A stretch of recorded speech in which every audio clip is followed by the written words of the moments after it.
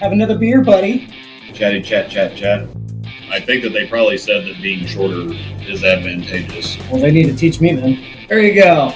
So we had to poke a little fun at him. Call you Ginger Swag. Yeah. If you weren't bowlers, what would you have liked to have done instead? Anything else. Literally anything else. That's a great answer. The horse is so dead that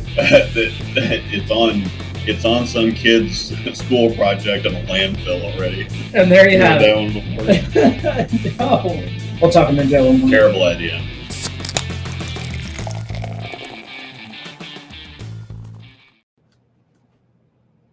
What's up?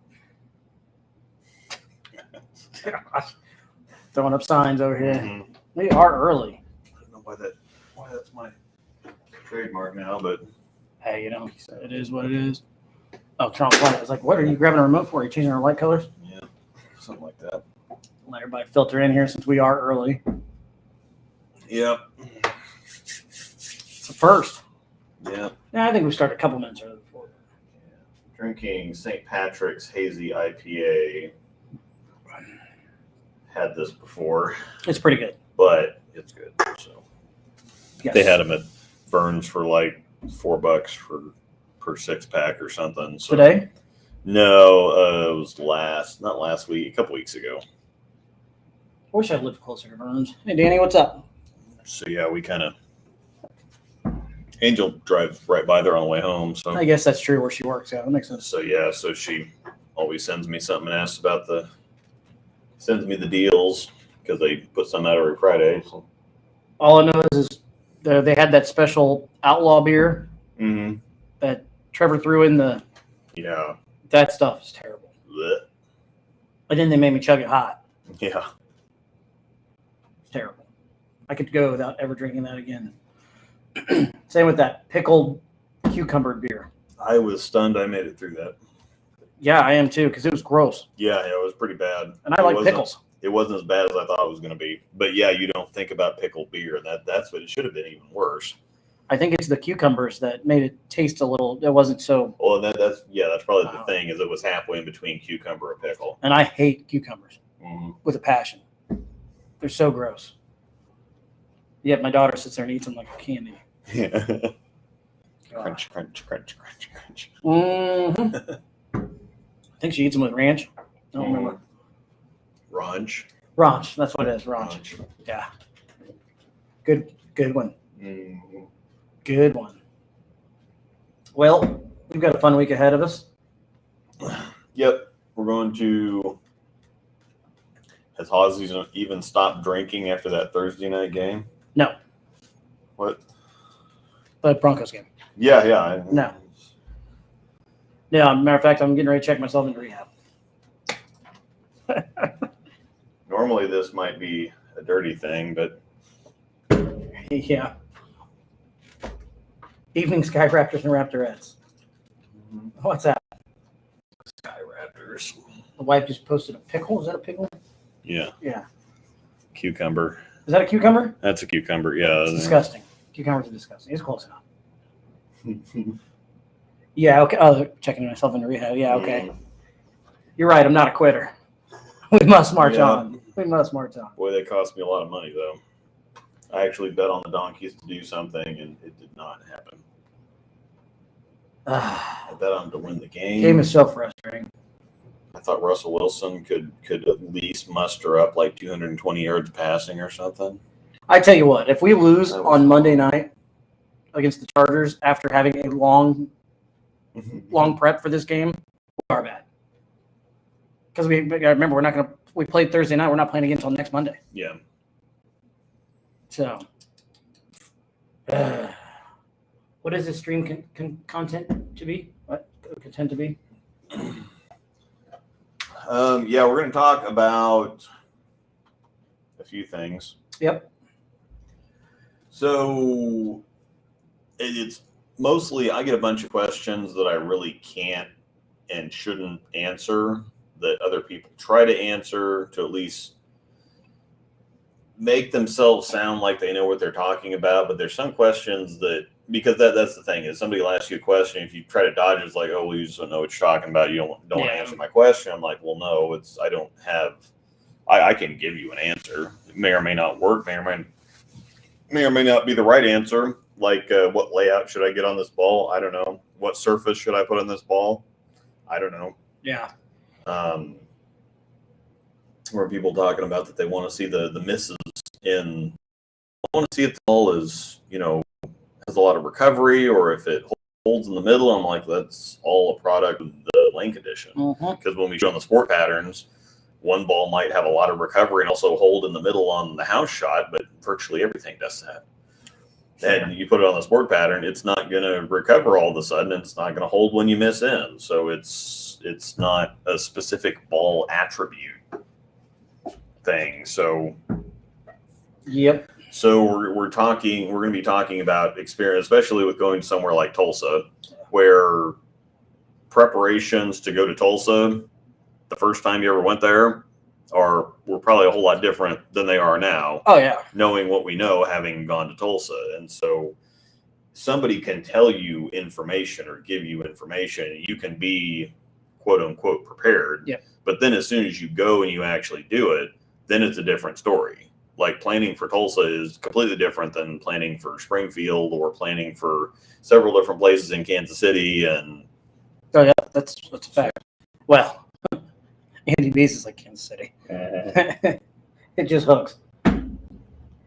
But we'll see. I'm curious to see what that Andy B's plays like. I think Broken Arrow is going to play similar to what it was last year, because from what I heard, that they were played tight. And so, if I remember right, on the right side last year, they played tighter at Broken Arrow than they have in years past. Yeah, they were. At least wet. We had something to work with at Andy B's, but me and Trevor didn't have anything at Broken Arrow, and it was dry up front, and then it felt like the house, like the pattern was backwards.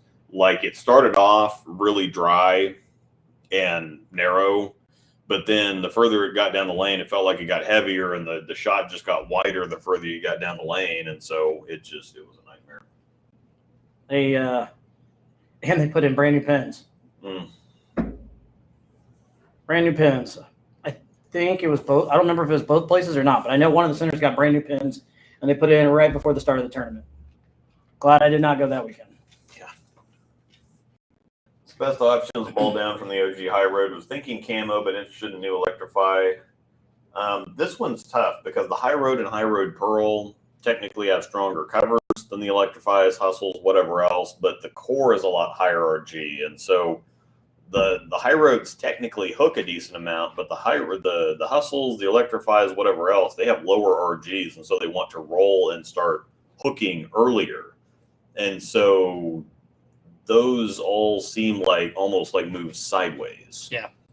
So it's hard to really say what's I mean, from the OG High Road, you could probably go camo. But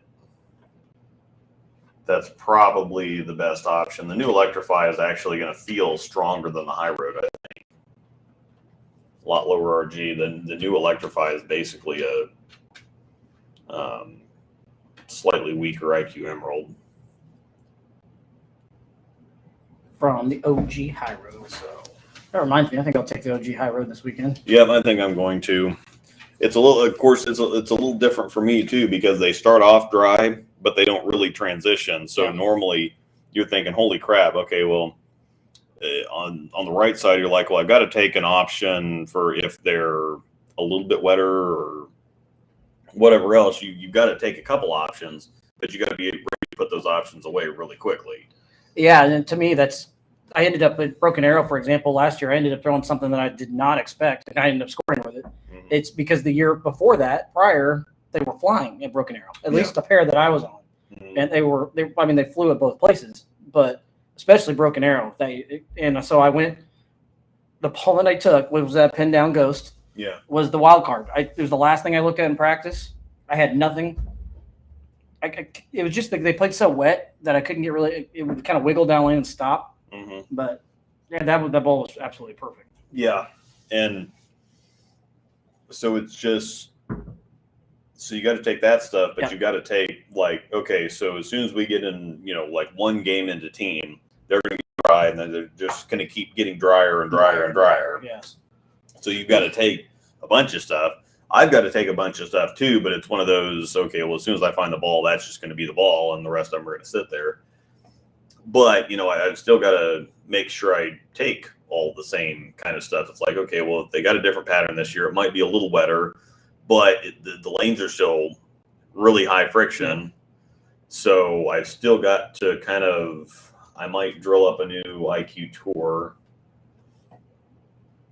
But yeah, I'm going to take stuff like the high road, my Volt Pearl's going, probably the Phase 5 because it's cleaner even though it's sharper.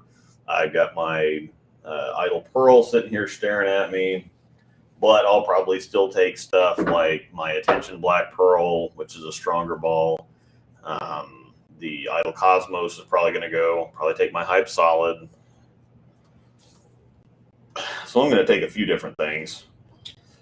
Yeah, I need to sit down and narrow out what I'm going to take. I already know I'm taking Jackal Ghost. That's the only ball on top of my head I know I'm taking right now. Probably that and a recoil. I'll probably take a Venom recoil.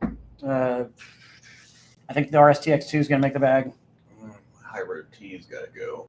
So I need to figure it out so that I know exactly what I can take in the car too. That's another thing because Amanda's bowling. So since she's bowling as well, I've got to try and downsize what I'm taking.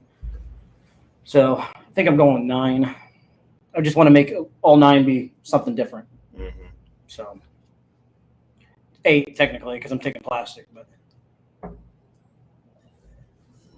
we shall see. But that's another thing too. When we're talking about experience or tournament prepping, is you also can over prep too, and over prepping can cause issues such as take too many options and then yeah. Well, and that's again the information thing Yeah. is just because you're ready on paper, you may not use that stuff. Which I mean, Darren Tang put up a video where he kind of ranked all the releases this year. Yeah, I saw it. From SPI, and he said, yeah, this is I'd rather have it and not need it than not have it and need it. And so that's in the trunk. Yeah. Those are the ones that he leave in the trunk. And so, yeah, you don't want to leave something, but you also, again, don't want to get yourself thinking too creatively. Find something, because a lot of people will just keep making ball changes until they find the perfect ball instead of finding something and saying, hey, this actually looks pretty good. Yeah. I just need to the general reaction looks pretty good. I just need to move around a little bit now. And some people just keep chasing the ball reaction. Well, I just look at it as keep it simple as possible. If you keep it simple and don't overcomplicate things. What? Why are electrified? I don't know. I don't understand. I'm not going to attempt to try to understand. Why? Yeah. We have an Electrify Pearl, and they released exactly the same ball in a different color. Yeah, we don't have the Electrify Solid anymore. They discontinued the hybrid a year ago. So why they put another ball out that's virtually is the same thing, really, why the other Electrify Pearl is still out. They might be getting ready to discontinue it, but we could have used something else. Maybe they were thinking you wouldn't catch it the same kind of core combo. I don't know. No, it's just like putting the Infinite out right behind the Dark Code, or maybe it is not right behind it. It's a year later, but it's kind of like the Spectre situation. Yeah, because the Spectre and Nova came out at the same time, right? Yeah, and a lot of people didn't realize how good the Spectre actually was because it was overshadowed by the Nova. Well, and by the Phase 4. The Phase 4. That's right. A week before it came out, and so now we've got all this stuff. So we've got the Idle Cosmos, we've got the Phase 5, we've got the Wolverine Dark Moss, we've got the Fates coming now, which is, all of this stuff there's differences, but they're all just right on top of each other. Did the Fate get officially announced? It did. I know that a lot of the pro shops leaked it. Yeah, well, Belmo's been throwing it since March, so the pro shops have leaked all the new stuff. I don't know. I don't ask questions anymore. You just do you, bro. Yeah. Bro. I didn't use my lunch. I'm going to give it a go this week. I did use my Obsession Tour, though. Yeah, I like the Obsession Tour a lot. I do need to order another Power Torque because my Power Torque got beat up. It's gotten beat up. Yeah, James is going to be taking that hyped hybrid. So what we're gonna be taking. You taking it too? No, mine's already gone. Is James going to bowl the sweeper on Friday night? I guess he's going to. I think so. I plan to bowl. I mean, I might as well. If I'm already there. Yep. Hazy IPAs. Hazies are the best. For the win. Heck yeah. And I used to not be a big fan of hazy IPAs, but they've kind of grown on me. They were too. I don't know if it's sweet was the wrong one. Yeah, because a lot of the hazy IPAs are very citrusy. That one is. Mm-hmm. I like that though. That's really good. It's really good.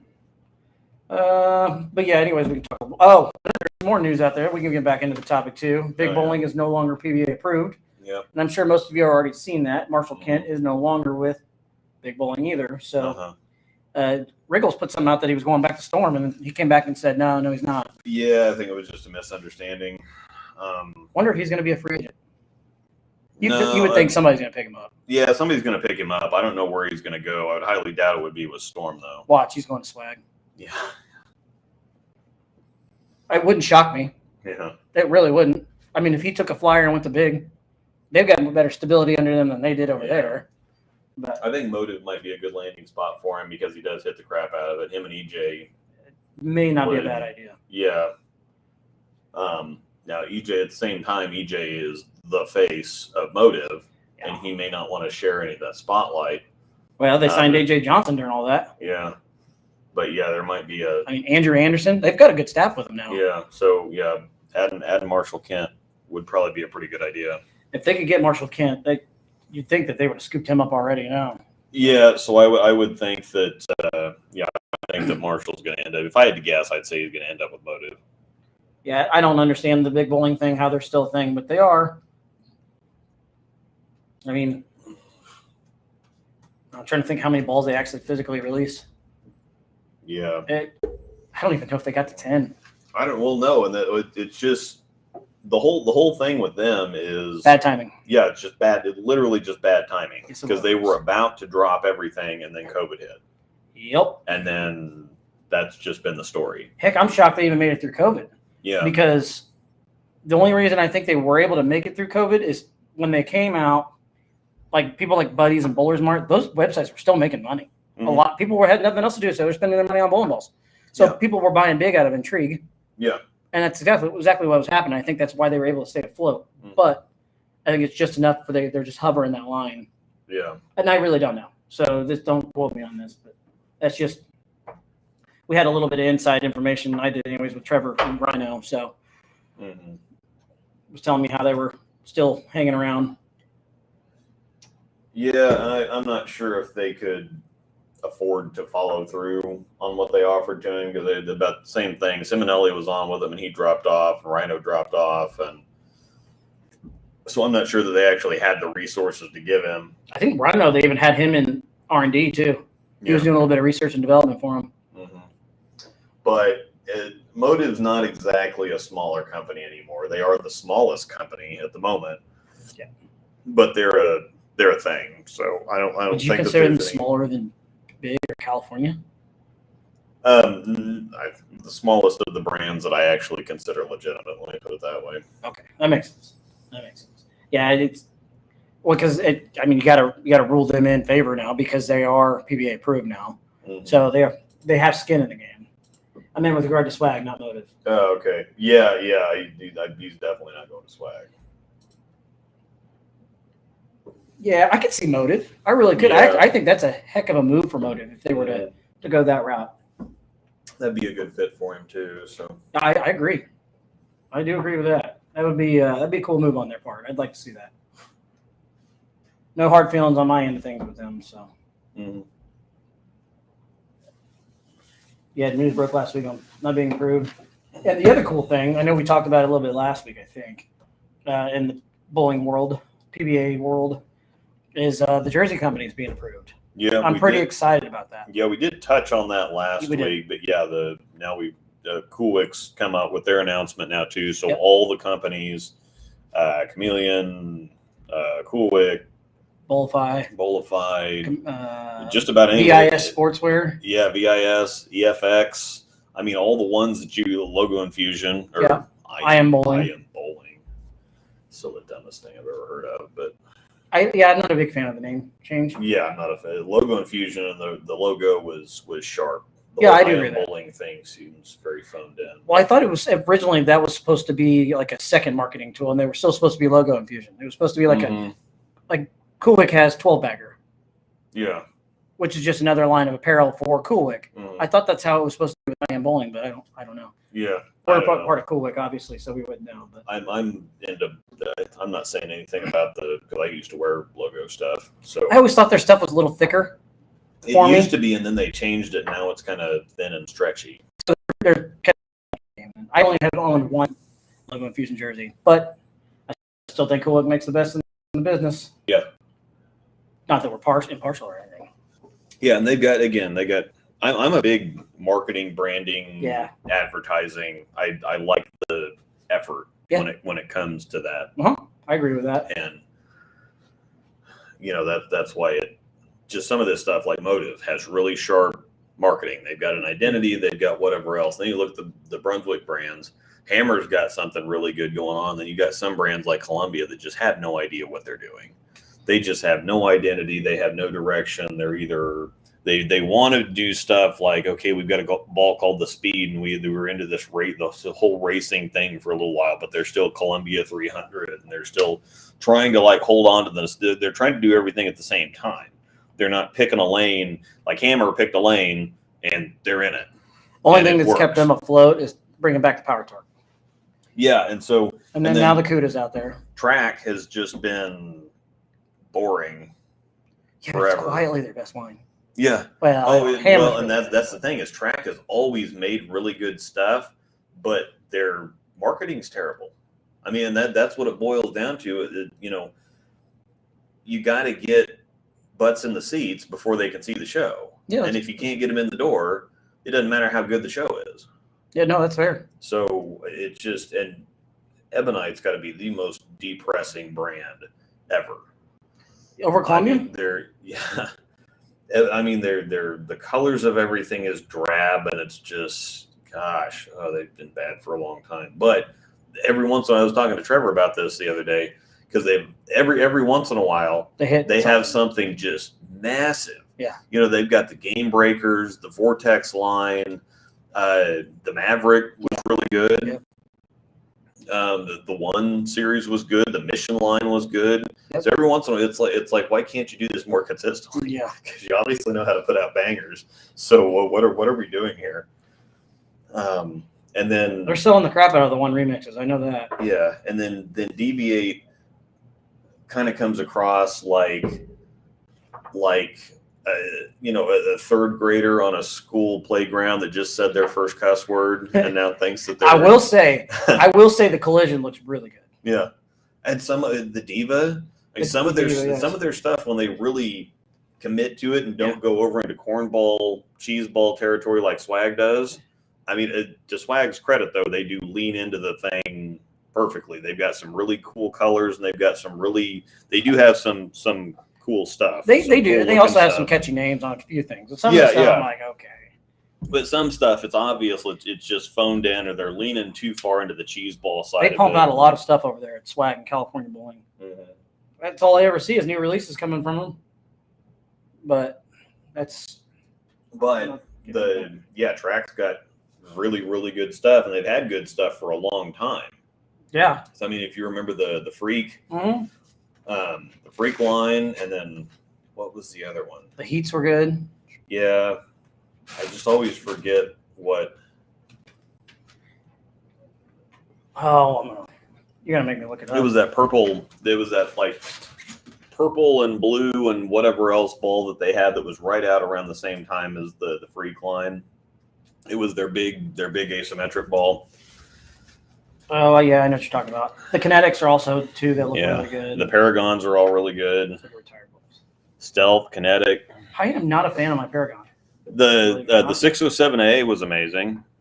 This is back, the 400A special edition. That was really good. Back when this naming thing was brilliant. But nobody understood. But it's just boring and nobody got it. But the 607A was amazing. The 715C was good. Control. C means control. Yeah, control, angular. if people would have realized, I mean, the number means the higher the line. Yeah, yeah. And then it literally was telling you what the ball did. Yeah. Or did. Mm-hmm. Trying to find it. Gosh. The 916 AT, the all-terrain, heck yeah. Arsenal series. I remember the Arsenal, the Animal, Alias, Crunch, Cyborg. Yeah. Dry Heat. Trying to find it. I'll find it. And that's the coolest spare ball. Yeah, the Freak and the Freak Out, like that's I love seeing stuff like that. The Track Heat was really good. They remade the Heat, didn't they? Didn't they remake that? Yeah. Gosh, that's gonna piss me off until we figure it out. The hexes were good. The Hex and the Hex. My brother had a Hex. I remember Matt Phelps threw the living crap out of his Hex.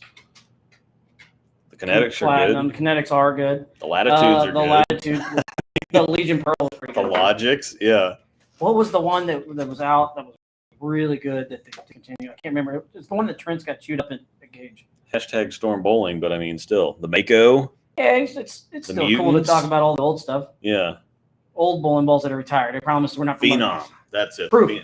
Track Proof was really good. The Phenom is the one that I'm thinking of. The Phenom and the Phenom Unleashed. But it looked like a Columbia ball. Yeah. Columbia I mean their marketing sucks. They're just boring. Sorry, I was the one that was talking about other stuff. But yeah, you're right. I mean, they've got their doing their thing too with the Strata Hybrid. Oh, yeah. Strata Hybrid, yes. Sorry. Anyway, now they're just naming balls after TaylorMade's driver. Yeah. That's pretty good. Paragon's a lot more off the spot versus speed. Yeah, I agree with that. Paragon is a lot more off the spot than speed. Speed's a little slower. The old-fashioned Sierra Nevada Pale Ale.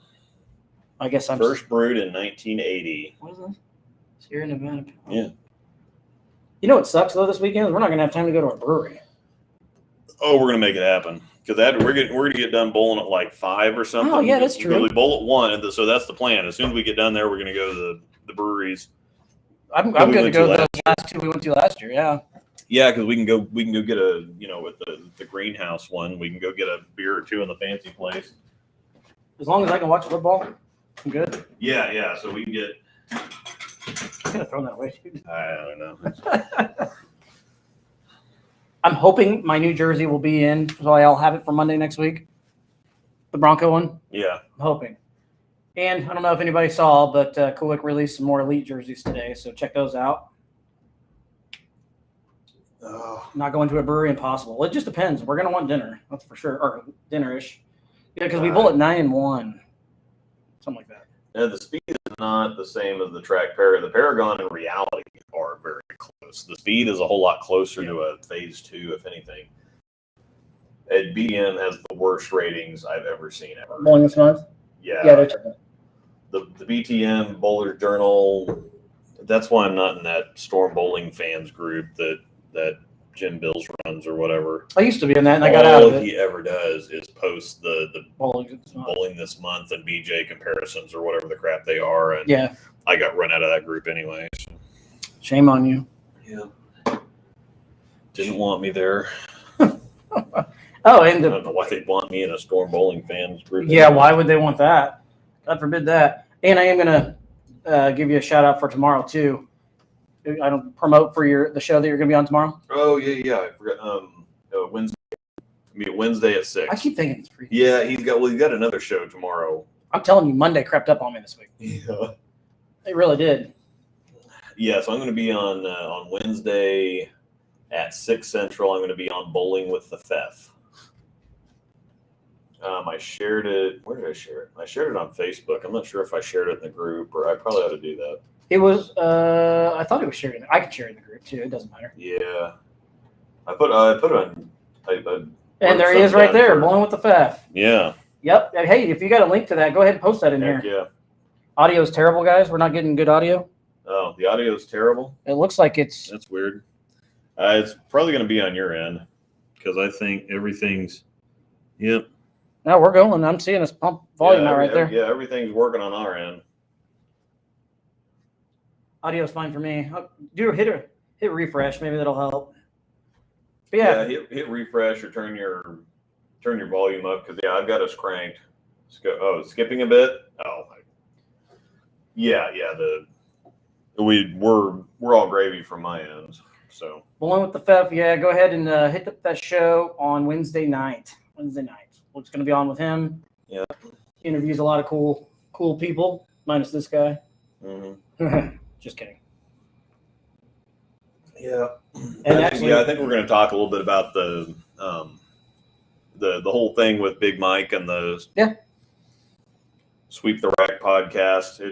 That article that he wrote kind of blew up, and so there's some more stuff to talk about there, I think. We talked about it last week too ourselves. Yeah. Sounds good. I will listen to it. That's for sure. Looking forward to it. So, gotta. Yep. So yeah, we'll do that on Wednesday. I'm looking forward to it because normally I'm the one doing the interviewing, and it's a whole lot less work to just show up and ramble like an idiot. So, I mean, that's kind of what I do. That's kind of what I do tonight. All I really do is make the all I do is make the thumbnail for this one, and we're here. I change a number and a few letters and a picture, and so yeah. Once again, the Sierra Nevada Pale Ale is what we're drinking. I guess we should probably talk about our topic a little more. Yeah. I mean, we can sit here and just chill with everybody too. It doesn't matter because it's not. We've touched on this before, but tournament experience is really important. I mean, it's only going to get better and better the more you get yourself out there to do it. Like we've said before, we've definitely hit this one a couple times, but yeah, and everybody's got to figure out what works for them. So we can give you some basic pointers, and that's why it's really weird when people, or it's not weird. It's just bowling's so complicated that naturally people are going to want to ask as many questions as possible because there's so much that goes into it. The problem is that there's no universal answers. Yeah. Everything's going to be different for everybody. So it's like you can't, again, the teach a man to fish thing, you can't just hand people fish with bowling. You've got to give them concepts and general stuff so that they can then take that and apply it. Yeah. Oh yeah. It's actually very similar to a golf. Yeah. Yeah. It's crazy to me that how close golf and bowling is when it comes to the games themselves. So, granted, one's outside, one's inside. One you're swinging a club, one you're throwing a ball. But there's a lot of analogies and things can go hand in hand in both.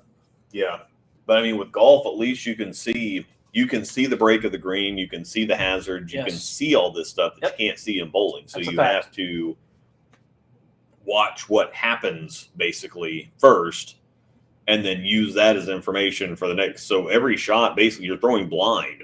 Yep. Every single shot. I mean, you can see the lane, and you can see what happened on the shot before. Right.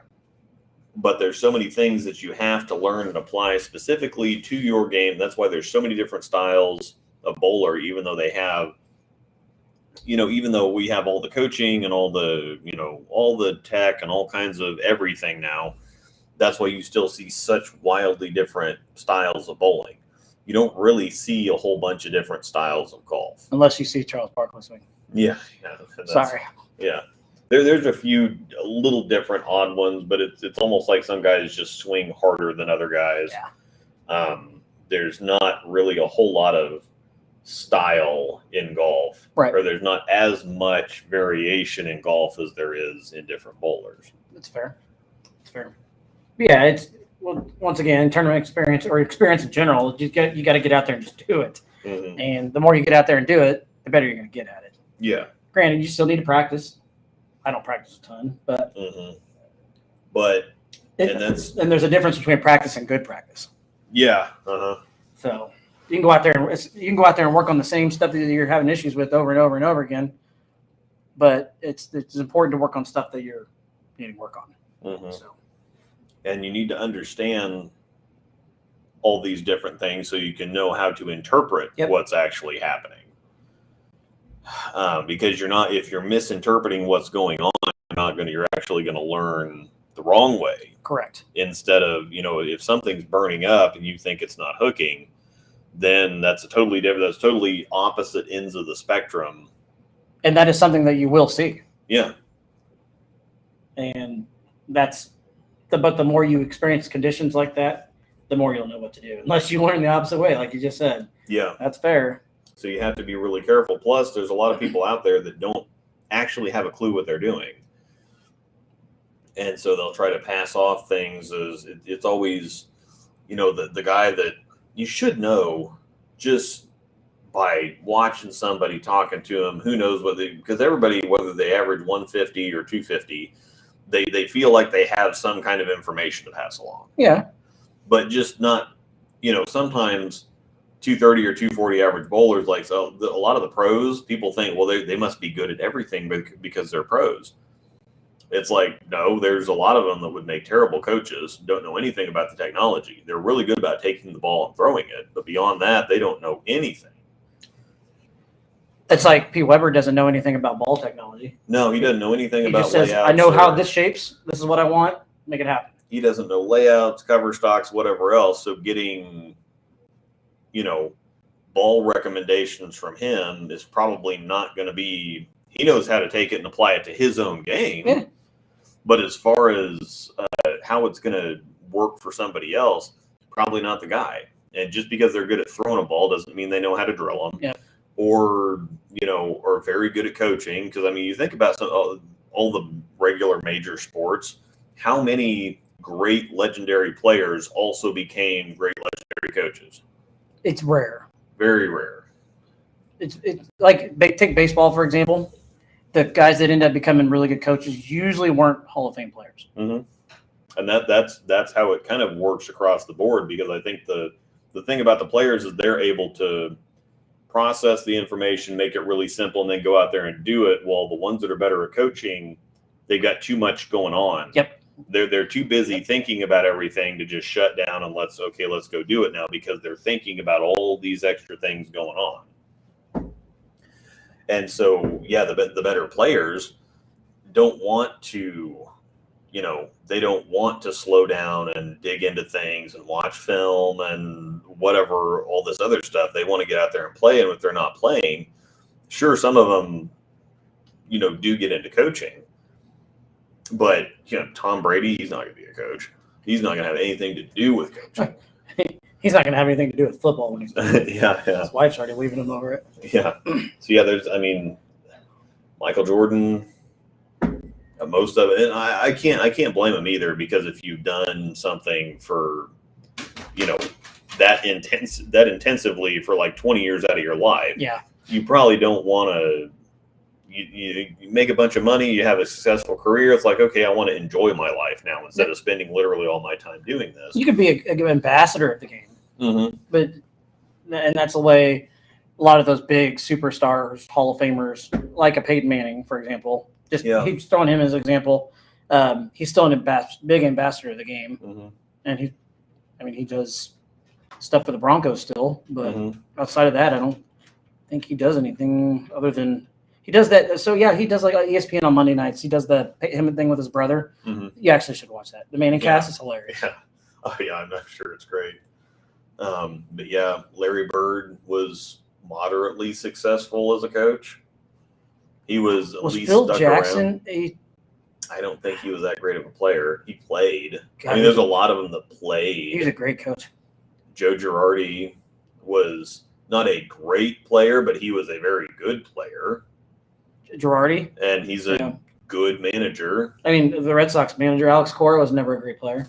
Yeah. He was a great defender. Mm-hmm. But yeah, you get I'm trying to think of some of the guys that have come along, though, that were great managers that were Hall of Fame players. It's very rare. Yeah. I don't think Belichick was a great football player either. No. The only one that I can think of that comes to mind is college football, and it's Deion Sanders, who's coaching. Granted, he's coaching Division II. Yeah. But he's bringing in recruits, man. He's looking at Power 5 jobs now. Yeah. So, not saying that makes him a great guy, but who was the Mariners manager for a long time? Lou Piniella. Yeah. I think he was a decent player, but he wasn't. He was a good player. Played for the Royals too. Yeah, but he wasn't great. He was a hothead. Mike Ditka. There you go. There's one. Thank you. That was a Hall of Fame player. Yeah. Mattingly, yeah. Yeah. But Mattingly hasn't been. He's a good manager, but he's not. That's the thing. Yeah, Lou Piniella. Man, watching that guy fry out, it's the greatest thing ever. Because he'd always kick dirt on the umpires and throw the bases and everything. Yeah. Yeah. So Don yeah, Mattingly's a good one. there's plenty of examples I can think of where great players have become coaches. Yep. But we're talking more specifically about great players being great in other aspects of the game. Frank Robinson. And it just doesn't. I believe Pete Rose was also a player manager at one point. Mm-hmm. I think he was. Somebody said something about Frank Robinson. Yeah. So this morning, 8:06 a.m., I activated myself. Thank you for Major League 2. Yeah. Or is that 1? That's 2. That's 2. Yeah. That's great. Yeah, because he was the GM of the team. Yeah. 6 a.m. My kind of team, Charlie. It's my kind of team. Dusty Baker. Yeah, there's a few out there. I appreciate it. When you're trying to think of it on the fly, yeah, sometimes it's kind of hard to think of. But again, yeah, the list is very, very short. Yes, Pete Rose was so good he bet on himself. Yeah. Roger Dorn. Mm-hmm. Mm-hmm. Oh gosh, yeah. The list is small, but once again, we get the idea here. Yeah. So that's what makes it so difficult in bowling is that you never know who actually knows what they're talking about because it all sounds plausible from one angle or another. And so when you're starting off, bowling is one of those things where you've got to have one ear open and the other ear closed because you have to at some point develop your own confidence and your own knowledge base and see things for yourself that way. But you've also got to listen to ideas from other people too, because you can get good stuff from all kinds of people. It's just, and you might find yourself in some of these situations where what's really good for one person may not be good for somebody else. And so they can say, oh yeah, this is really good, or this is what worked for me. And it may just be absolutely terrible for everybody else. You know what's going to sound crazy too is the more experience you get in talking to people and learning, the more you're going to know who's full of crap and who's not too. Yeah. I know that sounds crazy, but it's true. Yeah, because there's some people that just want to sound like they know what they're talking about, and they have no idea. There's certain people who walk up to you and I'm like, hey, man, I saw this going down lane. What'd you see? And if they, depending on the response, they'll be like, yeah, you're full of crap. Nothing like what you saw. Not what you just saw, because I know what I just saw. Yeah. Like you, I'd walk up to you, hey, I just saw this down lane. What are you thinking? You know my game enough, though. Mm-hmm. James, I can walk up to him and say something to him. Trevor, Dylan. Yeah. Guys that I bowl with. You don't see me walking up to, I'm just trying to, not to hit him, I'm just saying Rodney Cardner, because I don't talk to him very often outside of bowling. Mm-hmm. So I don't know what he knows. But he's another one that bowls enough that he sees something. He might know. Well, and that's the thing is sometimes people have different perspectives that aren't like in it quite as much. And you might be thinking about something way up here, and they could see something very simple and basic. I mean, you're throwing it but too it's hard. like Just throwing something out there. Oh yeah. Just something random like that. It's like why are you running up there? And then you're like, damn, why? Maybe I am doing that. Yeah. But I'm just using him as an example because I couldn't think of anybody else's name. I'm like, throw me a name. Somebody else that bowls all the time. Rodney Carter. One of the coolest dudes you'll ever meet, by the way. Yeah. Probably the best Hall of Fame baseball player that was the most successful coach was Rod Schoendienst. Who? Rod Schoendienst. Who? Best Hall of Fame baseball player, the most successful coach. I don't even recognize that name. Yeah, I don't know. What's the Pete Rose bet on himself is pretty good. Yeah. He technically did.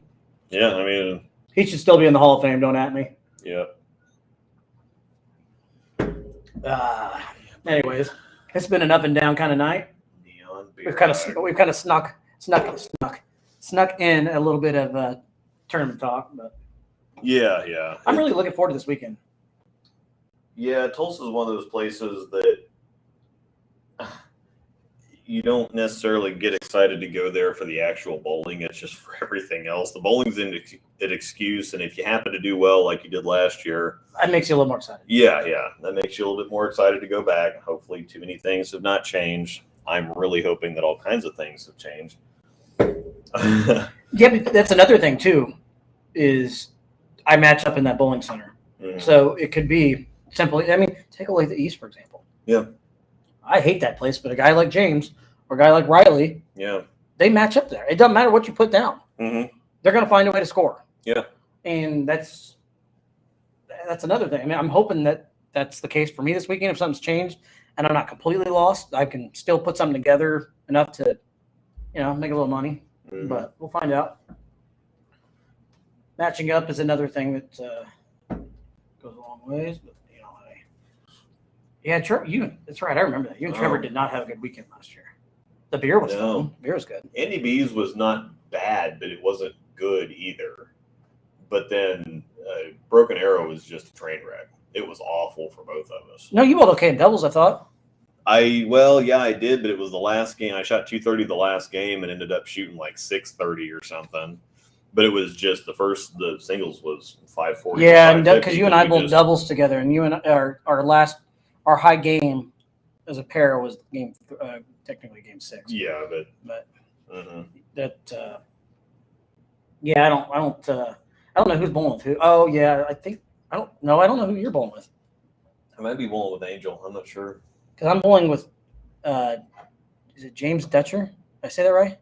I don't know. He apparently bowled with us in Springfield. Mm-hmm. I guess he was on the same pair. Springfield's a blur to me. I was on the bowling center for like 2 minutes. Yeah.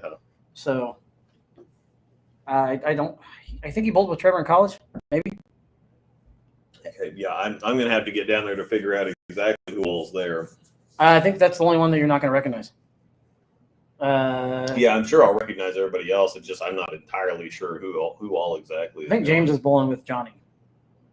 I could be wrong, but I'm pretty sure he's bowling with Johnny Clark. But we'll see. I don't even know. I know one of our teams. I don't know my second team. Mm-hmm. So one of my teams is you and I, Trevor and Dylan, and Johnny. Mm-hmm. Outside of the second one, I have no idea. I think it's going to be you and me and Angel. And the other two, I have no idea. Mm-hmm. I don't know who's all bowling 2 team events. I want to say maybe Dutcher. Yeah, I know the name. I'm sure I'll recognize him when I see him. Sure. Yeah, I tried to find that dang. Oh, yeah, he texted us just the other day. Or last night, I want to say it was. I'll look at it after we're done. And yes, I'm bowling doubles. That's what I thought. I remember Johnny and I talking about that. Yeah, the whole Hall of Fame debate with Barry Bonds and Pete Rose was an entire class lesson last week for my sports and society course. I have no problem if somebody's betting on themselves to win. I have no problem with that at all.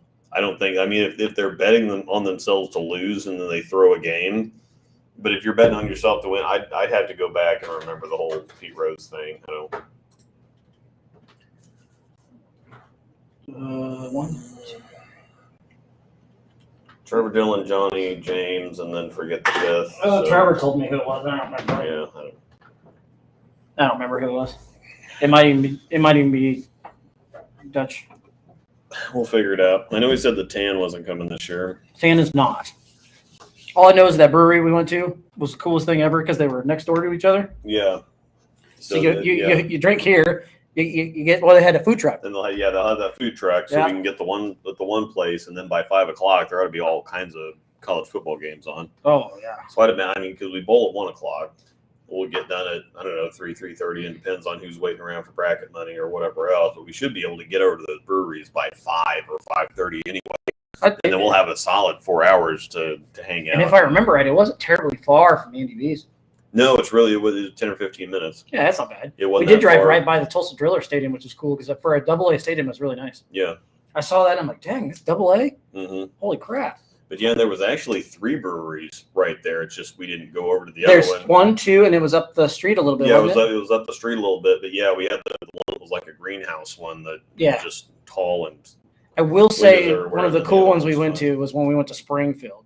Yeah. And it was the old firehouse. Mm-hmm. That was really neat. They had the board games and everything. Yeah, it was cold I'm looking forward to going back to that one when we go back. It was cold and rainy. Yeah, it was cold and rainy, but yeah, I would like to go back to that. We didn't bowl team until like 6 o'clock at night. Yeah. I'm not sure I like that too much. Me either, because we kind of were killing time on Saturday. I remember we drove down on Saturday instead of. I'm pretty sure we drove down on Saturday instead of. We went down Friday. We were there Friday night. Yeah. Because we went to Branson. I guess we were probably there, but yeah, we didn't really have anything to do on Saturday. We went to Branson Friday night, and all of us did an escape room. Yeah. Okay. Yeah. You guys need to do that with us. Yeah, because we went to a show or something Friday night. You did. You went to Dolly Parton's thing, I thought. Yeah, the Stampede. I thought you went to the Stampede. Yeah, it might have been. Thought that's what you did because we looked at tickets for it, and then when it was like $180 for 3 of us to go, I said, yeah, that's not going to Oh no, we were supposed to go to that Sunday night. That's when Angel got sick. Because Amanda was in the hospital and Angel got sick, and so we had to cancel on the show. And that was Sunday night, though. We went. No, you saw Jesus on Friday. Oh, yeah, that's right. Yeah, they have a. Not literally, they saw a show. yeah. Jesus. Jesus. I like him very much. But no, they have live action. It's called Sight and Sound Theaters in Branson. They have live action Bible plays and stuff. So we went and saw. It's about to end too, I think. Yeah, they've had that one for the last 2 years, and I can't remember what the next one is. But. I've heard it's fantastic. Yeah, the shows are great. We actually took James when we went back to. Yeah, so you went and saw it again? Yeah, because James went with us to Branson the first weekend of August or something when we had the Dave and Mike's tournaments. Oh, the doubleheader that they had. I wasn't there that Yeah, yeah. So we just we took another extra couple days. Yeah, because you went to Silver Dollar City and all that. Yeah. I'll be back. I won't be back down there until we go to Springfield. Mm-hmm. Yeah, I think that's till we go. Yeah, that'll be the next time that. Well, I was going to go actually this last weekend and hang out with Trevor and Dylan and watch them bowl. Glad I did, and they were both bad. Yeah, I did want to go this weekend, but we can't go to Springfield without going to Branson because, Trevor said, yeah, I hate Springfield. Other than that brewery, I hate Springfield. That brewery and bowling is fine, but yeah, we do. That's why we stay in Branson. Because there's just nothing to do after walking through Bass Pro, and it's the same Bass Pro it's always been. I've always got to walk through there though, because I always find something. Mm-hmm. I used to go every year, and I used to buy a new knife. Pocket knife. I use them at work. But yeah, other than that, in bowling, there's nothing else to do in Springfield. It's such a big city. But that brewery was cool. If we ever go in the summertime, I wouldn't mind to go to a Springfield Cardinals game. Yeah. Which that brewery is right by it. So, yeah, I'm not a big fan of Springfield. Now I'm definitely not after spending I know what their hospital's like. Yeah, yeah. Well, one of them. I think they have two. I think there's two. One of them's Mercy, and the other one is the one we were in. I think that might have been Mercy. I don't remember. But, yeah, I was in there enough, so I don't want to do that again. On an empty stomach, too, because I still hadn't ate when we got done bowling. Oh, yeah. And we're sitting in there in the waiting room. I told Amanda, I was like, I'm starving. She goes, go get something. And I told her, my luck, I'll leave. They'll call you back, and then you're MIA. And that whole thing was rough. We walk in there, and it's a Friday night, right? Or Saturday night. And it's packed. And I'm like, heck. It's going to be a long night. So she sent me back to the room with Raylan to get some sleep. Yeah, but you didn't really sleep that much because I remember you stopped by Enterprise. I was dead. Yeah. So yeah, I haven't really slept. No, I hadn't slept at all. Raylan was passed out. I got back to the room. I go, oh, it's been a stressful day. Let's make a drink. So I did. I think I had two or three. But yeah, that Springfield, I don't want to go back anytime soon, but I will be. But yeah, Tulsa's fun. I'm looking forward to it. And then we just found out today that Raylan, 2 of her competitions got switched. So now I have to go to Tulsa 2 more times after this for competitions. Tulsa's not bad. I like Tulsa. Yeah, I don't mind it. The drive sucks. Yeah. Because it's 3 hours, 45 minutes, 4 hours, 4.5. What is it? Do you remember? It's about 4.5. We always stop. We're going to Shindigs in Winfield on the way down there, and so that adds 45 minutes or something. That's a little out of the way. But yeah, because you're going Tulsa. You go.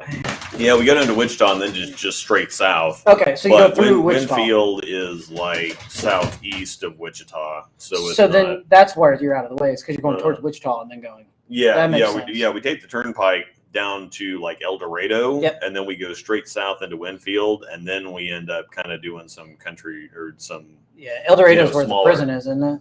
Yeah. Don't we have a prison in? That's what I thought. That's a place I don't want to go. Yeah. El Dorado's okay. They've got that's where Walnut River Brewing Company is at. Really? Yep. Warbeard. Oh, we had some Emporia stuff. Yeah, Warbeard and High Beam. Oh, that's Warbeard. That's where that's from. Yeah, Warbeard and Warbeard and High Beam are from Walnut River. It was cool. So yeah, that's why. That was cool. That was good. Yeah, the whole traveling around the state thing was actually pretty cool, and I do miss it. But Angel, 0 chance of ever do an escape room. You're not actually physically locked in. You can leave. Yeah, you can leave. What are you doing, Mistel? You hanging out, sweetie? Because there's one in Andy B's that I want to try. Yeah. I'm not the greatest at them, but hey, they're fine. Something to do. Yeah. a lot of guys do go do that one at Andy B's when they're done. But I'm down for the brewery too, because that place was cool. Yeah. I thought not the place that had the food truck, the other place. I thought they had the better beer. Yeah. With the place that had the ring toss and we played cornhole. Yeah. Yeah, that place. I thought their beer was better. Yeah, because the other place had some kind of like froofy abstract stuff. Yeah, and that's not. And it was okay, but the other place, Cabin Boys, just had Cabin Boys. That's what it was. Yeah, just had straight up bangers. Yeah, that was all good. Which one was the one your brother told us to go to? Was it that one? It was the kind of froofy one. It wasn't bad. But yeah, I've got to find. My pick though definitely has to be Cabin Boys. Yeah, well, because it was more of a hang out and have fun. The other one's kind of a little bit more froofy, abstract, intellectual place. So, bowling show where we talk about beer. It fits in with bowling. Yeah. Monday Night Football is kicked off. All right, so I need the Chiefs to cover the spread. I would like for the Chiefs to lose personally. Yeah, that's fine. I would not like them to lose because players have cost me. I got like $300 in free bets on FanDuel, and I lost all because Leonard Fournette can't get 50 yards. Leonard Fournette had a good week this week. Yeah, this week, not the week that I could have made $700 some odd on him. He did have a good week this week. Did you see him score the touchdown and grab the fat head head of himself? American Solera was the other one. Yeah. Did you not see that? Some guy in the stand right in the front row had a big fat head of him, the blow up of his head, and he grabbed it and just went like this around everyone. I was laughing. Marshall Brewing Company is the other one that's down the street. Come on, Casey, say it with me. No, I'm not American saying Solera. You will not get me to do it. Cabin Boys, yeah. Yeah, Cabin Boys was cool. Because they had all the game. They had that big room in the back with the projection screen. Yeah, with all the games on and the ring toss and ping pong and cornhole and whatever else. That was just a good time hanging out. And it turned out to be a beautiful day that day. I do remember that. That day was really, really nice. What is it? One of the days we were there, kind of chilly. No, maybe. Maybe. I don't remember. That day was actually fine. It was bright and sunny. And Springfield was one of the days we had a chilly day, right? Yeah. It was rainy and cold, one of those days. I remember that now. I got it backwards. And then, Springfield, one of the days that we... Oh, the day we went to the hospital. Yeah. Yeah, I remember that now. Yeah, it was Saturday, the day that we went to the brewery, and then you went to the hospital. I did bowl. Yeah, let me look up... I attempted. A long night. Whoops. No, back. I need to put together a bag for Tulsa. Other locations... Plus location, Tulsa. Yeah, Tula, Russia? Nope, not Tula, Russia. We're not going to have time to go to Kilkenny's this year, so I'm a little upset. No, and see, that's what sucks, is that I like bowling the early squad and then getting out of there, but at the same time, going to breakfast at Kilkenny's, it's an authentic Irish pub. And it feels like an Irish pub when you walk into the place. So it looks like an Irish pub. Like it's one of those things where you walk in and you're just in a different country. So cool. And so we had breakfast there. We had Irish coffees, and it was so good. And we did have Irish coffees. I also had a Guinness, and I rarely drink a Guinness. But when I walked in the door, I said I have to have a Guinness. Saturday is 89 and sunny. Sunday is 76.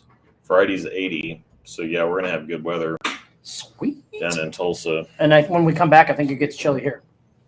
Oh, Clint Harris, 277. First game with the X2. Heck yeah. Well, just because take the X2 this week. That's what I just said. I think I'm going to take my X2. Yeah, I think the X2 would be a very good choice. Was shot with the X2. Huh? The first 300 was shot with the X2. Yes, it was. In Tulsa, that was that lady. I can't think of her name now. I saw it. Oh, okay. It was at Broken Arrow is where it was shot at, too. Yep. She was probably right-handed, though. X2. Great ball. I just got to mess with you. Yeah. She was probably right-handed. Very. I do like the X2. I wish I could throw it more, but what we're bowling on right now, I can't throw that ball. I'm going back to all my lefty cheater balls. I threw the Volt Pearl on Thursday in league, and I threw the promotion Friday night. Yeah. In league. The only thing I can get to stop, to physically just stop in the middle part of the lane, is a pin down pride. Anything else, it bounces. Yeah, promotion. That's why I threw the promotion. I left like 7 or 8 7-pins and shot 640. It's Friday night. I left a lot of 10-pins. Pretty happy with that. But I can't. That's the only thing. Anything that's pin up, I can't throw it. The Iron Forge, I finally busted that back out of the deal because we put a taller pin on it. Mm-hmm. So it gets down the lane a little further. Yeah. and that looks good. And when about game 2.5, 3. So it's been coming out of the bag. But the one I forgot about is going to go this week. The Ripcord Flight. Wow. I always like the colors of that one. I do too. It looks like a power torch. Mhm. Same colors. Yeah. It's going to go this week. Why not? I'm still throwing a pin down. Honey Badger Claw. Was that ball pretty good? Honey Badger Claw. Wait, I didn't have one of those. Is that pre? That's Storm? pre. Yeah, the Honey Badger Claw was pre, and then the honey, because the ones that we had were the Honey Badger Revival was the first one made at when they merged, and that was the first out of the first batch made at the Storm plant. Yeah. And then the Honey Badger Intensity was next, and I'm not sure why we haven't had any more Honey Badgers. Maybe they're waiting for the right time. The Zen so. Said that he- that they wanted Yeah, that. Kabansky said we had him on the Bowler Show about a month ago, and Kabansky said that the Honey Badgers, they haven't retired the Honey Badger line. No, the Zens are just so popular. It's hard to retire. Now we're getting a Zen urethane ball. I did see that. They modified the core so much that it's basically pitch black, but we'll see. Name is black. Yeah, But I did. It's only a matter of time before Global brought one out. Mhm. The last one they had was the boot. Yeah, the Booyah. The Booyah Pro. Booyah Pro. Booyah and Was Booyah. that one after? So yeah, I think so. They might have came at the same time. Did they come at the same time?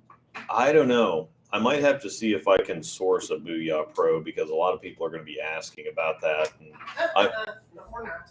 what? We're not sourcing those for you. Well, it's a urethane ball. Like I'm going to be. I'm not in the habit Something you of. could actually throw. Yeah, I'm not in the habit anymore of buying balls specifically for reviews, but I have to throw urethane now. So Would it be? Your wife will write. I'm curious to look at the numbers on those too, and then look at the Zen Soul or the Zen urethane ball. The number difference. the number difference is huge. Like the Zen U is 250. Like the Zen is 249.050 or 051, and then the Zen U is like 257.023 or something. So yeah, that is a big difference. Yeah, they completely changed the core. It's the same shape, but it's the Meditate LD core. So 256.027. So it's moderately stronger than the Pitch Black. I think the Pitch Black's 257. Then what was the 258, Booyah? What were the Booyahs? The Booyah was a little stronger. I do like the gold on that though. Mm-hmm. Yeah, it's gonna look like it's a sharp looking ball. Here's the pitch black numbers. 257.022. So it's not that much different. It's really not. So you don't think the core is going to make a difference?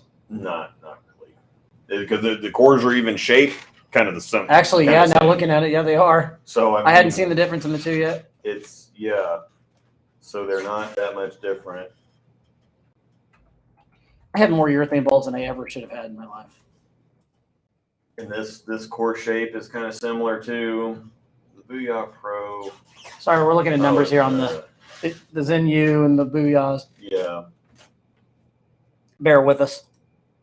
261.026. That's a little bit different. Yeah, it's a Not little bit terrible. different, but not whatever. Discontinued. Yeah. You should click on the yes, let me know when available. Ban, ban, ban. The white badger. Is it what was the white, the grayish colored one? That's one I always wanted and I never got it. Can't think of it. She's got one down there. Touchdown Raiders, by the way. What? Touchdown Raiders. Rat bastards. They're going to cost me all my money. This is why I don't do sports betting. As long as it's Devontae Adams, I don't care. This crap happened. No, there's the white hot badger, but that's white like That's the one. That's the one. There's white hot? Well, it had a silver one too. Isn't that the white hot? No, because the white hot is the one that looks like the Black Widow ghost. Yeah, that's the one. Okay. Well, there's one that's silver though. Because they sold the crap out of those. Yeah, it was that one. The white hot. Okay, well it's kind of silver, I guess. That's the one. White in a bowling ball is terrible. 4th and 1, Carter Adams for 50. Okay, as long as they cover the spread, I don't care. It was Devontae Adams? Yes, it was. For 58 yards. Let's go. Well, there was a parlay with Kelsey and Adams to get over 50 yards. Kelsey and Adams, both of them. Yeah. Should have played it. Yeah. Yeah, to get over 50 yards. Yeah. Well, you already just covered Adams. Yeah. So that would have been easy because Kelsey's going to get 70, 80 yards. 58-yard play on a 4th and 1. But I'm tired That's of hot. playing the players because that's what got me into trouble with FanDuel on baseball. Yeah. Because it's too volatile, it's too up and down. You lose too much money doing that on what you think should be a sure thing. Like I'd have made $1,500 last weekend if Prop the bets. sure things would have hit. Prop bets are where it's at. Yeah. Prop bets. Seriously. Like, you take just that, your parlay right there. You should have played that. 100% should have played that. Well, all the ones that I should have played, like last weekend, all I needed was Leonard Fournette to get 50 yards, 50 rushing yards. From and who? that would have been from the Leonard Fournette.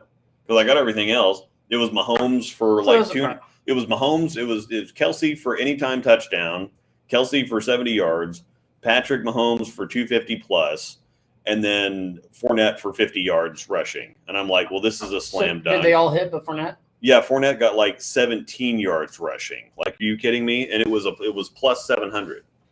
So I bet $100 on it, Yikes. and it would have hit for 700. And then Fournette couldn't do anything. Oh, what I'm going to do when I get So- home is I'm going to live bet. Well, also, live betting is the best thing ever. Yeah, Sit there and watch the game. What's the result of the next drive? Punt, kick. you know. You just sit there and bet.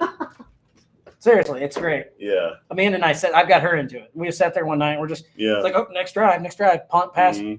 yeah, punt, field goal, punt, pass. You can literally do the next play. Yeah. Is it a run or is it pass? Mhm. $10. Just keep Yeah, going yeah, at it. Why I not? know. None of that stuff ever hits for me though. The only thing I like about living in Kansas is we can sports bet now. Yeah. Everything else sucks. Yeah. Ah, goodness. Yeah, I mean it'd be fun, and if anything would actually hit. But the only thing I've gotten to hit was like a $10 bet on the Chiefs to win last week. And you And hit that one. Well, it won, but yeah, it was. Did you play the spread or the money line? Huh? I played the money line. So you I- just straight up took the game. Yeah, I just got I turned $10 into $20 or something. What was So the it's not number? like, Plus minus what? oh, it was plus one for minus 115 or something like that, or it was plus. No, it was minus 115 or something like that. Because they were heavy favorites, and so it was going to be like minus Yeah. 330 Yep. to win, but it was like minus 115 for the money line. We only bet underdog money line parlays. Oh yeah, that's Yeah. where that's where you're gonna make your money. Well, yeah, and that's the thing. But I like betting underdog money line parlays. mhm, 3 big dogs, 35, 50, 4 wins 4. Oh yeah. mhm. Mm-hmm. Bet on the Broncos to kick a field goal or punt at the end of every drive and make bank is what Hurt Haas said. Yep, you know it. When we were in I do not bet on the Broncos though. I will not do it because then they'll screw me. yeah. So when we were in, we went to Vegas for Bull Expo, I don't know, 6-7 years ago, Yeah. or something. And we bet on this ridiculous parlay. It was a 9-team parlay, Mhm. and 3 of us put $10 in a piece. And if it would have hit, we would have gotten like $1,200 or something. 1050, 1100, 12. It was over $1,000. Yeah. It wasn't significantly over, but it was over. And we hit because it was Chris Sale was pitching, Scherzer was pitching, Bumgarner was pitching. Was when this he when was Sales with the White Sox or Red Sox? yeah, White Sox. Okay. So this was when it's like, holy crap, you've got all the aces bowling. You're playing terrible teams. And so it's like, that's a win, that's a win, that's a win, that's a It's win, just that's a win. so it was a big parlay. Is what it Yeah. was. And so we just, it's like, well, this is an obvious win. This is an obvious. So it's like, holy crap. Well, I mean, this is an obvious win. And we were within, the Yankees were the last one, and they were up by 4 on Texas going into the bottom of the 9th, and Texas won. So we were a Yikes. 4-run frickin' inning. And that's the kind of crap that always happens to me. That's the kind of nonsense. It's like, okay, we were feeling really good about it. Ugh. And then Texas scores 5 runs in the bottom of the 9th or something to You got bad luck, screw it sir. all up. Yeah. So that's the thing is I don't know how many of these I put in. It's like, well, that's a sure thing. That's a sure thing. That's a sure thing. No. Remind me to not place a bet sitting next to you. Yeah. Some stupid way, whatever stupid way it takes to screw me out of something. Or like I played a parlay with frickin' Bridgewater And This last week? Tyreek. Yep. Tyreek he came out of the game at one point. Yeah. Bridgewater played one play. Yeah. He It needed said 220 yards, and Tyreek needed like 50, 60 receiving yards or something. I'm like, okay, well, slam dunk. No. it pops up, questionable return, concussion, and shoulder. I'm like, he's screwed. So yeah, this is why I'm not betting on players anymore. No more stupid parlays. If I'm doing parlays, it's going to be team parlays. Yeah. I want to play some baseball or whatever. You can do it. I believe in you. Hopefully this will hit tonight, but I got to hit the over. All right, no, I don't. I have to cover. So -7.5. Welcome to the breakdown pair, where we talk bowling and sports betting. We're done talking. Yeah. So hopefully you like sports betting, because We're giving sports betting advice and just just do exactly the opposite of what we say. And I just got tagged on Facebook by Coleman Thaxton. Jonathan Haas was wondering if the 49ers are still the worst team in the NFL. Actually, no. Yeah, we got Coleman at The Nationals. Yeah, I know. He tagged me when he took the picture with you guys. I'm excited to meet him at some point. Yep, cool dude. No, I don't know if you can be the Carolina Panthers. Carolina Panthers are bad. They're bad. And the Broncos haven't even played them. They're bad. So bad. My luck's, I mean, they fired their head coach after 4 weeks. Yeah, I saw that today. That's great. They owe him like $40 million to sit at home for like the next 3 or 4 years. Not quite as good as the Bobby Bonilla deal, but close. No. Bobby Bonilla is a smart man. He's a very smart man. It's so great. Every July 1st, cha-ching, cha-ching. No. I think the worst I ever had it was back playing online poker on Full Tilt. This one when I was living with Ron and needed the money. It's one of those things where you could play. I entered 2 $10 tournaments of like 10,000 people in each one of them. Yeah. It was like their daily double or whatever you play in both of them. And we got down to like 30 people, and I was 5th. My chip stack was 5th, and I flopped. Somebody else had a good hand too, and so we did some pre-flop raising and whatever else, and then I flopped a full house. Okay, I'm intrigued. It was like, I think I had pocket kings, and you caught it on the flop. Yeah, it was a full house on the flop. Now there was a queen on the board, so yeah, I flopped a full house somehow, and then the other one was like queen 10 or something like that. Yeah. And then they hit runner queens for quads. Ooh. And if I would have won that, I'm the only 2 cards that they could have possibly hit that would have. You said runner. So yeah, they had queen 10 and they hit a pair of queens on the flop. We used when the winter. I don't know if you know this or not. In the wintertime, we play a lot of poker, so be ready. Yeah, we played over at Trevor's or Paul's. Yeah. So we Amanda even plays. So I guess she don't like playing, but I couldn't hit a. See, you have bad luck with sports betting. I have the worst luck with poker. Yeah. Speaking of poker, congrats to my buddy Brad Miller. He just won a big poker tournament. Oh yeah, I saw that. So, and he cashed at the World Series of Poker. Yeah. So congrats to him on that. Yeah, I guess I didn't hit a full house on the flop because they had part of the. I was gonna say it must have been straight or something like that. For you? Yeah, and because it was a I flopped a straight because the queen was involved. So I had like king queen or I had ace king, I think, because then it was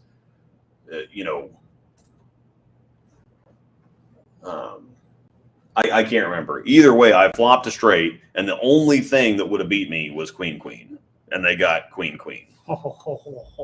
And I would have been the chip leader by a crap load and would have cruised to the final table, and that would have, 10,000 people paying $10 a shot. That would have been I would have cruised to the final table. I could have slow played it and taken like fourth or fifth at least and got out of there with a couple That's $1,000. brutal. Yeah. What was buy-in? It's only $10. That's the thing. Still But brutal. there was 10,000 players. To me, in my opinion, that's what makes it worse. Yeah. I finished like 25th or something, but if you finish in 20, I made like $30 or something. At that point, I'd almost rather have bought in for 100. Yeah, and that I just quit playing poker after that because I'm like, this just isn't going to work. Oh, I feel like it ended up being a World Series champion. Sports pretty awesome. Yeah, kid is a pretty good poker player. Always has been. Okay, so John Lander, thank you. What? You need to bet on Russell Wilson so I can see the Broncos. So yes, last Thursday I bet on the Broncos. Gosh. I took them to win. I took Russell Wilson to get, it was a parlay with him to get like 220 yards. And then what's one of your stupid players that is halfway decent or something? One of the receivers. Jerry Jeudy? Yeah. To get like 50 or 60 receiving yards. And then there was one anytime touchdown scorer in there, and that just all went to crap. Like, nobody got any close. Who's your running back? Well, it's Melvin Gordon because Javonte Williams tore an ACL. Melvin Gordon. Yeah. Melvin Gordon needed to get like 47 yards rushing. No, we just consisted on throwing it incomplete. So it needs to be Melvin Gordon anytime touchdown. But Actually, I've got it on the. But we insisted upon continuing to throw the ball. We're gonna remember exactly how bad this was because it's in my. Thank you for bringing this back to memory. Yeah. It's the worst football game I've ever watched. Well, yeah, and I lost money on it too, so I didn't. Settled. I didn't.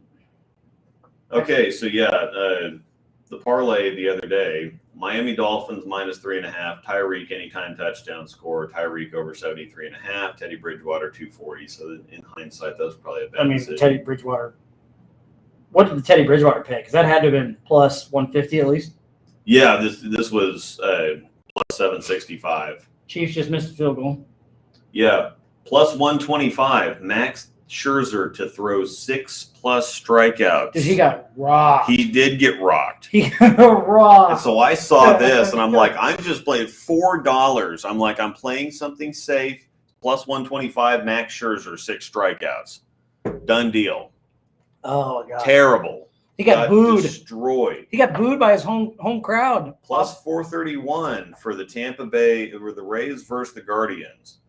McClanahan, 4 strikeouts. Bieber, 4 strikeouts. Oh, Bieber covered it. Guardians plus the run line. They both had 4 strikeouts. Yes, they did. Over 5.5 runs. They got 3 total runs. I mean, you wanted him to strike guys out. Dear God. You got to look at that on both sides. You wanted him to strike guys out. Broncos, money line. Here we go. Nothing. Minus 184 for the money line. Nothing. Just keep digging. I took the over on 41.5 points for the Colts and Broncos. It's like we can't have the game be like 24-21 or something. That was the easiest under ever. Yeah. In hindsight, yeah, I know. I'm trying to take the stuff. That was the favorite. It was minus 115. I'm like betting safe stuff. Minus 184 for the Broncos over the Colts. That didn't hit. You know what? I want to cry, and I think I'm going to delete my Facebook. Yeah. Russell Wilson to have 300 passing yards and 3 touchdowns. That was my fault. I love you, buddy, but that was just not bright. Yeah. That was not bright. I tell you what, Russell Wilson will be successful again if he goes back to being Russell Wilson. People are looking at me like I'm crazy, but he is playing scared. He is not a pocket passer. He has never been to sit in the pocket and be a pocket passer. He needs to run. If it's there and you see open field, run. So, just saying. Once he does that, we're getting in trouble because we're not talking bowling. Yeah. I don't care. Mookie Betts bowls. I talked about bowling. Matter of fact, Mookie Betts shot 300. This makes it even worse. Leonard Fournette, 40 yards. I missed that because Fournette couldn't get 40 yards rushing. He got the touchdown. Kelsey got 70 yards. Mahomes 225. Yikes. No. That hurts. I feel for you on that. Rat bastards. Yeah. So, Anyways, some of these are terrible decisions, but it's okay. You're learning. no. So now it's 7-0 Chiefs or 7-0 Raiders On 4th and 1. Yeah. 58-yard pass. And I said it, but once again, I'll talk bowling. Mookie Betts shot 300 the other day. Yes, So there's mixing sports with baseball or with bowling.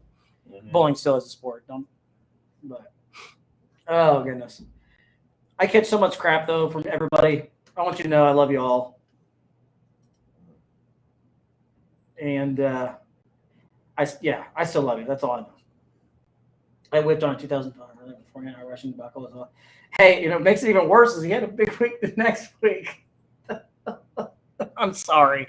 Just James is saying this. I'm just going to dig and turn because I catch enough grief. I whiffed on a plus 2,000 parlay because of Fournette. Yeah. Can't get 40 yards. Hey, how's there's room on the Lions bandwagon? No, I'm good. I'll pass on that. The Broncos are terrible, but I think we're easily better than the Lions. Yeah. That Lions team is bad. All right. So anyways, we can talk a little bit of bowling to close this out. It's definitely not as interesting. There's nothing going on in the bowling world. There's not. The most interesting thing we had, we talked about. Yeah, and that was the jersey big thing. Bowling and the jersey thing, and Marshall Kent's probably signing with Motive. Yeah, we debated on that. I think, I would bet money on that, so he's probably going to sign with Brunswick. Honestly, it wouldn't shock me. It wouldn't. It would not shock me one bit. I think you're going to see some. I would bet money on him not signing with Storm because we've got so many names that he was just. That's why he left in the first place, because he was just kind of lost in the crowd. He's not going to Swag. He's either going to Brunswick or he's going to Motive. And I don't know if Motive's got enough room for him. Yeah, I don't know. On the tour side. Yeah. They're in a tough position because they're one company by themselves, and you've got to have the names to sell the equipment, but you just don't have the company. You don't have the size to absorb that. Yep. That's why Storm can afford everybody, because we're selling all kinds of stuff, and we have 3 companies now. And Brunswick has 7 companies, so even if all 7 of them suck, they're still selling enough to. Yeah. Hammers. I think Hammer and Brunswick are probably holding the boat afloat there. I think. So I think a lot of it just depends on too. We're going to see some shuffling for the year. It always happens. Oh yeah. Contract time. We're going to see some guys switching brands. I got the sniffles here. Don't mind me. So I think that could hinder some things a little bit. Because every year there's always a shocking thing that comes out and goes, whoa, where'd that come from? Yeah. Because I don't know what kind of numbers they signed for. Guys last year that moved, did they sign a 1-year deal? Did they sign 2? Did they sign 3? Mm-hmm. AJ for Motive. AJ Johnson's not going anywhere. He just resigned another 5 years. Mm-hmm. They locked up Wesley Lowe, which is what it is on that. EJ's not going anywhere. No. So, and then you look at, let's say, I'm trying to think who else is with them on the tour side. Sean Lavery Spar. In my opinion, they're about neck and neck right now on where they're at, because Marshall hasn't done much. He did get a title last year. Yeah. He did get a title with EJ. That's another thing. He got a title with EJ last year. Yeah, and that's something that's and he seemed like a different person on TV, because normally I would love to have him on the Bowler Show to talk to him, because he's like the unluckiest person ever. Like he'll destroy qualifying, get onto a show, and then he'll have a match where he throws 11 great shots. He'll throw one out the window, and that's the one that'll cost him every single time. Sounds like Daniel McEwen. Yeah, he just won't have nobody makes a mistake against him. It's always a close game, and he always loses because he just threw that one random ball out the window. He just can't get a break. And then with the whole big thing, I think he wanted to be, they kind of were looking at him to be like the EJ Tackett for their brand. And then COVID happened and frickin' wrecked everything. Yeah. So but he seemed like a carefree, relaxed, laid back person on that double show with EJ. He just labeled shot after shot after shot after shot. Well, they both did. They fed off each other. Yeah, and if that's the Marshall that we're going to see, that just like, you know what, it can't get any worse, right? And so He labeled everything. I think that's kind of where he's at. Like, it's almost comical, the kind of bad luck that he's had. And I think he's genuinely, if he gets the right fit, I think he's in for a big year. So at some point, he's going to have some. That's the thing. I think he's primed for it now because he's had so many setbacks and so many disappointments and so many whatever else. It's kind of like, look, you can't hurt me any worse than this. So we're just gonna pull the big guns out and we're gonna go to town. And so I think that whenever he does, that might have been the start of something. Whenever he gets so and he that was gets later on a in the different year company too. and whatever else. So I think Marshall's going to be just fine. We'll see. I mean, I do think that I could see him signing with Motive, but I don't think he'll sign as big of a deal as he wants. That's the only thing I worry about. Probably not. I think because they've got their resources now locked up in AJ. He does have to prove himself still to a certain extent, because I think that was only like his 5th or 6th title. Because I'm sure Andrew got a pretty penny. I'm sure he did, yeah. Because they lured him away from everybody thought that he'd lead B7. Yeah. And but the stuff looks good in his hands. Yeah. I thought the stuff looked okay in Andrew Anderson's hands. Did he win anything? No, but at the same time, he still looked good in it. I thought it looks good for his game. Yeah. There's one thing about Spengler too, is Spengler does a fantastic job as a rep on tour. He's very good at that.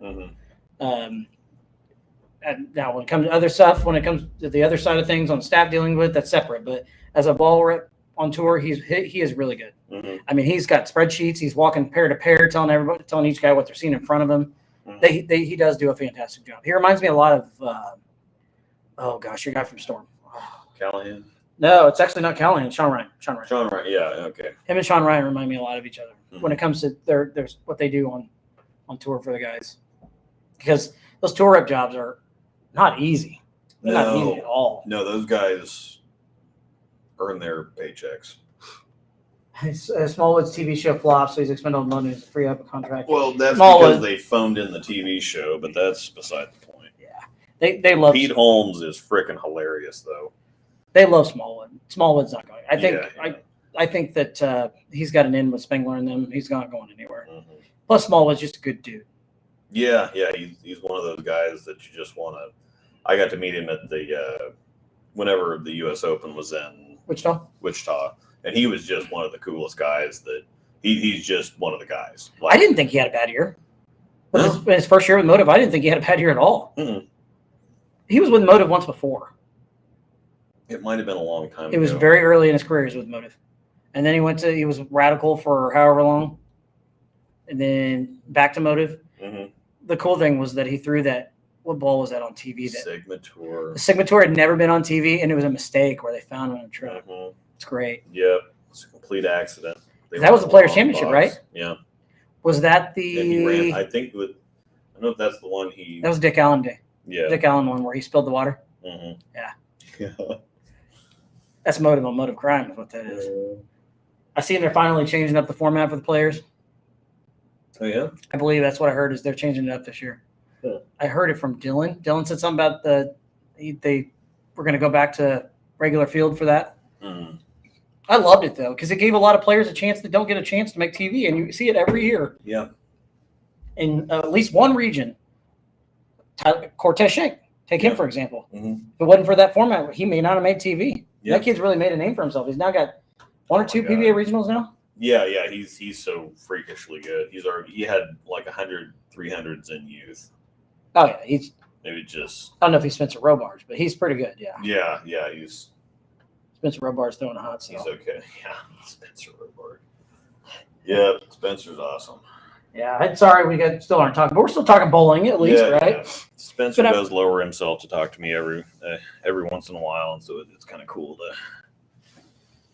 He's really cool. He makes a point to we're at Swiss and just walking through and makes a point to stop and say hi, and so. He's a good kid. Yeah. He's a good kid. Yeah, he's really cool. He's got the that's what I was telling somebody the other day. I want to say it was Amanda. She goes, Is he nice? And I said, yeah, he's fine. He's a nice guy. I said, he's got great. The equivalent of a male's RBF. Yeah. He's always never looks like he's smiling. Yeah. But he's so cool if you talk to him for a second because he doesn't understand why somebody would want his autograph or why anybody would like pick him out of a crowd to talk to or whatever else. He's always got this on his face. Yeah. It never fails. Yeah, but no, he's really cool. Oh yeah, he is. He's a nice guy. Nice kid. He's what, 19, 20? Yeah, he's in college. Oh, that kid's gonna be successful on tour in a few years. Oh yeah, I mean him and the Wichita State team is gonna just wreck everything. Oh, they were on the front page of Bowler's Journal or something like that. Yeah, they're gonna wreck everything. They're him really good. Ryan Barnes and Brandon Bonner and TJ Rock and Brandon Nick Bone. Sommer and Brandon Bone. It's just like Nick Sommer feels like he's been at Wichita State for 10 years. I know. And he's jacked now too. Oh, I know. He's gonna walk into Swiss and he's just kind of like Got that curly hair. yeah. Yeah. TJ Rock. He Freaking gets all he does is Backstreet gets right, Boy. throws it really freaking hard, and oh yeah, they're stacked. They better win a national championship. Mm-hmm. We signed on early, so if you want to sign off, we can. Yeah. I think we're about ready to. We've kind of extended it here. We didn't really have a whole lot to talk about, and so we just rambled about some stuff. And I'm hungry, and I've got training classes for the next 2 days. It's 2 days of classes for a software. Yuck. And normally I work from home on Tuesdays, but I'm going to the office tomorrow. So Rosedale 10, Haas 10 will save you 10% off the Cool Wick. There's some new stuff on the website, some new designs on there on the Elite side of things. They're going to be dropping some new stuff every quarter. Also some new hoodies on there if you want some sub-dye jerseys, or sub-dye hoodies. That's your thing. You can even put your name on them. You can catch us at breakdownpair@gmail.com for our email. If you want to ask us any questions, it's the easiest way to get to us. Or you can also reach out to us on our Facebook group, the Breakdown Pair YouTube show.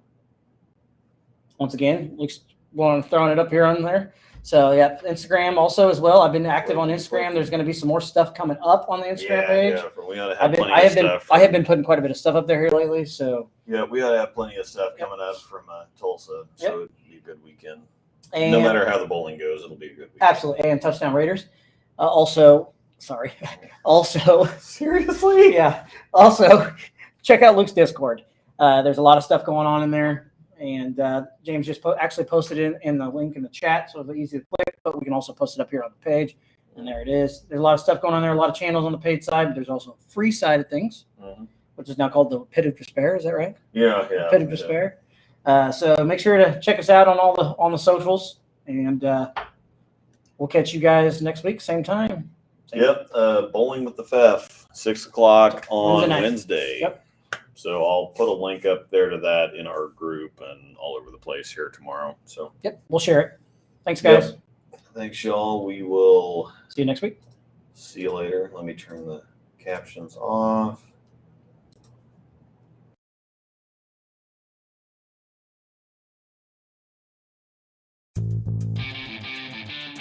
Have another beer, buddy. Chatty chat. I think that they probably said that being shorter is advantageous. Well, they need to teach me then. There you go. So we had to poke a little fun at him. Call you Ginger Swag. Yeah. If you weren't bowlers, what would you have liked to have done instead? Anything else. Literally anything else. That's a great answer. The horse is so dead that it's on some kid's school project on a landfill already. And there you have That one before. it. No. We'll talk about that one more. Terrible idea.